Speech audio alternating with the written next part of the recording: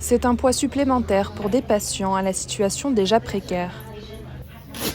Lundi, le président du syndicat des hôpitaux, Sleiman Haroun, a déclaré que les patients devraient désormais payer l'intégralité de leur traitement en espèces. Un fardeau qui concerne également les assurés. Toute la somme doit être payée en cash. Et ils prennent une facture de l'hôpital, ils vont à leur assurance et l'assurance pourrait payer le montant directement aux patients. Ça va être très dur pour les patients et je ne crois pas qu'ils peuvent supporter autant de pression. La décision a été prise dans le but de soulager les hôpitaux qui manquent de liquidités face à des fournisseurs de médicaments qui refusent les chèques bancaires. En cause, la politique restrictive de la Banque du Liban qui cherche à limiter la circulation de cash. Bonjour. Comment ça va?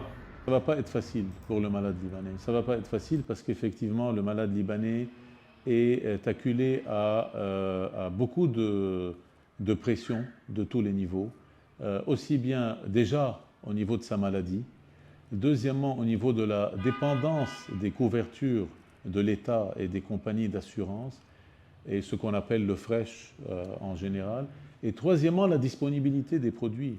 Car de nombreux patients peinent toujours à trouver certains médicaments. Dans le service oncologique du centre médical universitaire Hôpital Rezek, plusieurs d'entre eux subissent ces pénuries. C'est le cas de cette femme dont la durée de la chimiothérapie a été allongée, le médicament principal étant introuvable. Je suis obligée, moi, de faire la chimiothérapie et la radiothérapie pour 1 an et demi, malgré que c'était au maximum pour 6 ou 7 mois. On arrive aux hôpitaux, on doit tout payer.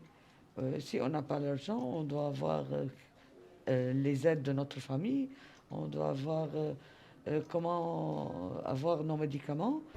Même son de cloche dans la chambre d'à côté. وأنا أول ما انصبت بالكانسر لما بلشت عند الحكيم قلت له في مجال أنا أعيش من وأطلع من الكانسر. قال لي فاتن بما إنه معكي مصاري فريش فيكي تجيبي دواء وتكفي. ما حدا بيموت من الكانسر إلا اللي ما معه مصاري. Le ministre sortant de la Santé, Firas Abiad, a annoncé lundi après-midi l'augmentation de la somme versée en espèces par les banques aux hôpitaux. Cela devrait, selon lui, constituer une solution temporaire à cette crise, en attendant un véritable traitement de fond.